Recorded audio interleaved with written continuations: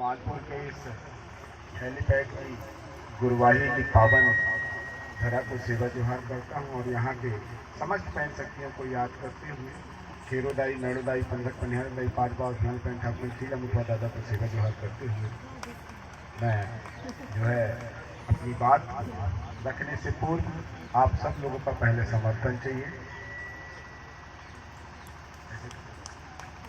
आप सब लोग का पहले समर्थन चाहिए, है ना? तो क्या आप सब लोग जिंदा हो? जिंदा है। जिंदा हो? जिंदा हो तो रो के दिखाओ ना भाई। जब बच्चा पैदा होता है तो रोने की आवाज आती ना? आती कि नहीं? सच बताओ तो फिर बात आगे रखें। आती है ना? तुम तो जिंदा नहीं हो लग रहा है। अरे जिंदा हो तो रो के दिखाओ जरा, बोलो जरा, बिरसा मुंडा जोहार जोहार, बिरसा मुंडा जोहार जोहार।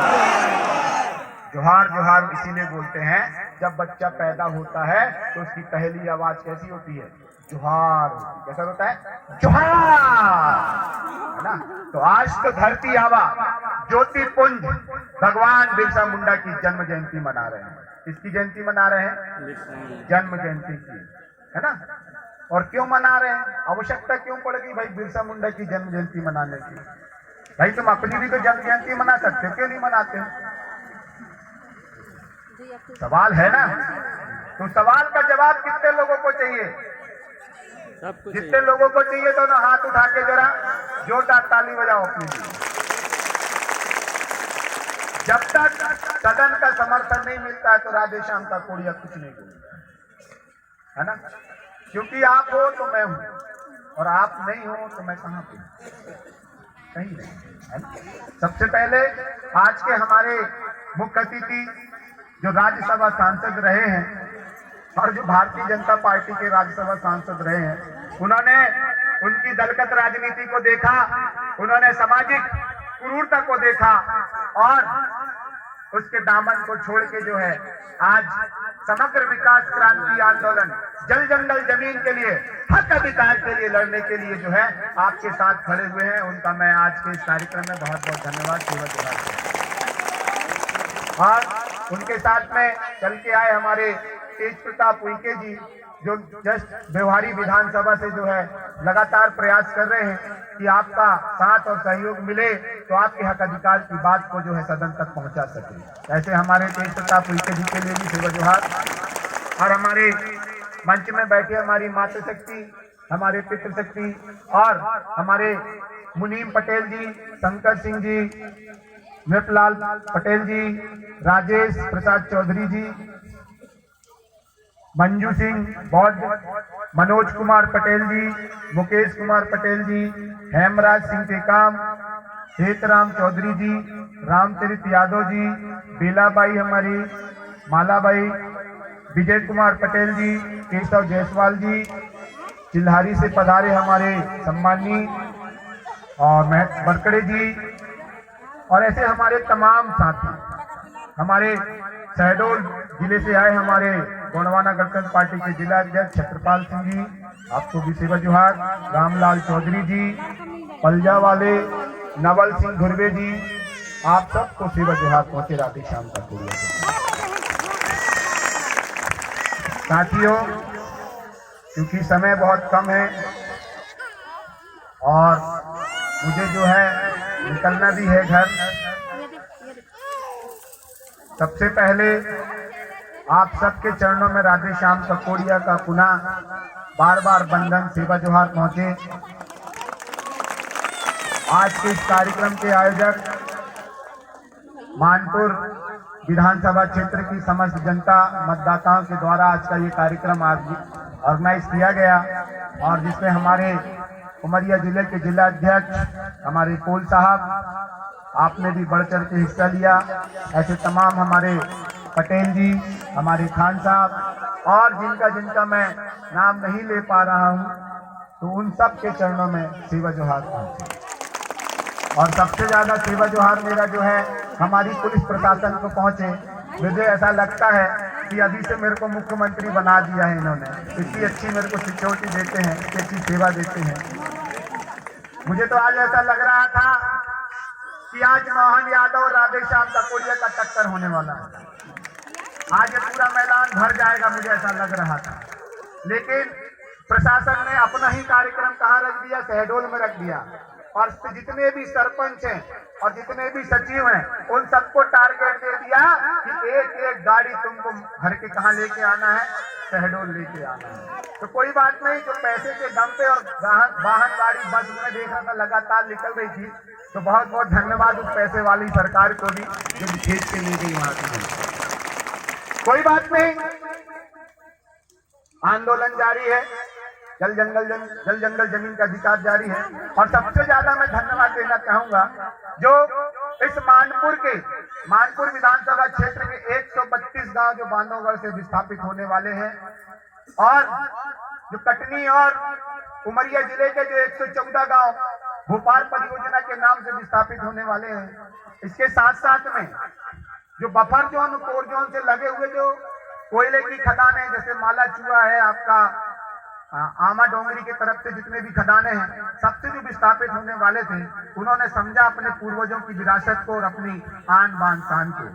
तो जो आंदोलन में गए, क्योंकि देखिए राजनीतिक षड्यंत्र होता है। हम तो क्या गरीब गुरबा लोग हैं, ना कभी किसी से लड़ते हैं ना झगड़ते हैं, इसीलिए इतने सालों से अन्याय अत्याचार सह रहे थे। मैंने बोला भी था, भैया दादा रे, हम लोग गरीब गुरबा है, ना खाने का ठिकाना है, ना रहने का ठिकाना है, ना जीने का ठिकाना है, न जीने का ठिकाना है। भैया हमको अधिकार दे दो, हमारे मान सम्मान की बात रख लो। तो हमने पहला कहाँ किया था, मानपुर की धरती में किया था ना। आप सब लोग उसके साक्षी थे कि नहीं। यदि हम लोग दंगाकारी होते तो पहले ही आंदोलन में दंगा हो जाता, होता ना। दूसरा हमने पाली में रखा। अब पता चला कि यहाँ के मुखिया को और मध्य प्रदेश के अनुसूचित जनजाति मंत्री को कि उसकी सीट अब जाने वाली है, राजपाट खत्म होने वाला है, तो उसके अंदर में दंगाई को घुसाड़ के हमारे दंगे को भड़काओ। ये जग जाहिर है, जग जाहिर है। फर्क नहीं पड़ता राधेश्याम काकोड़िया को तुम फांसी भी दे दो, कि फर्क पड़ता है। जब समाज की सेवा के लिए निकले हैं तो सर पे कफन बांध के निकले हैं। आज मालाना जोर जितना तुम्हारे बाजुओं में है, बस हमारे जल जंगल जमीन से दूर रहना, इतना राधेश्याम काकोड़िया का निवेदन है।